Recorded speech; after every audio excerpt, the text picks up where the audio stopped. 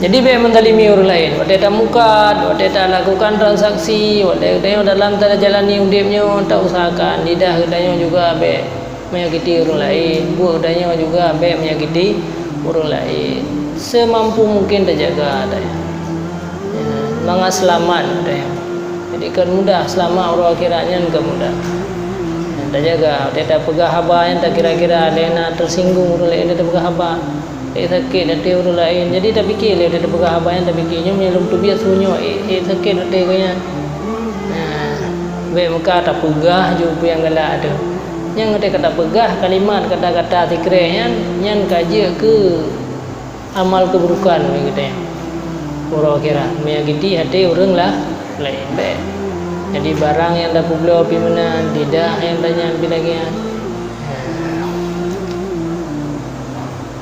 Barang-barang palsu, barang kalewat tanggal ke pulau ipajo lego alien baik lego gua bi pulau lang kurlain di pengen-pengen yang bena yang terus menerus ka terjadi pengen-pengen gara-gara tanyo kufur yang bena yang terjadinya mandum diwa dosa ku kedanya walau dah yang mati yang dia dosa jariah dosa yang ide kedanya gara-gara mukat kadai bio gai yang kedanya pengen tirau reung gai tapi katrong pengen-pengen ka mertuh roh orangnya ile ke dia mendung atah naga menansi kebaikan gara-gara dia kebaikan terus menerus ke dia terus menerus kebaikan gara-gara dia nyan gara-gara kebaikannya ke iwasit fahla ke gedang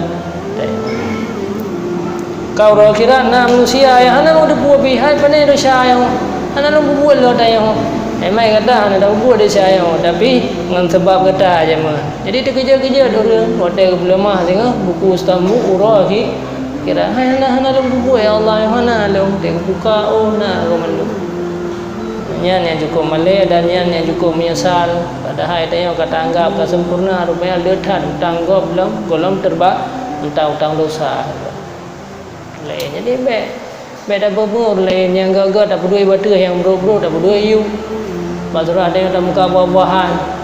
Dia pilihnya untuk kata buah yang lain dia kata yang. Baik. Gelun begah mana? Tak kira-kira yang katanya orang mublau.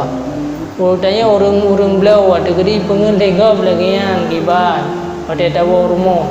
Tak belau pertama sekilo 5 buah ka bro. Dia pilih mana gagak mendung.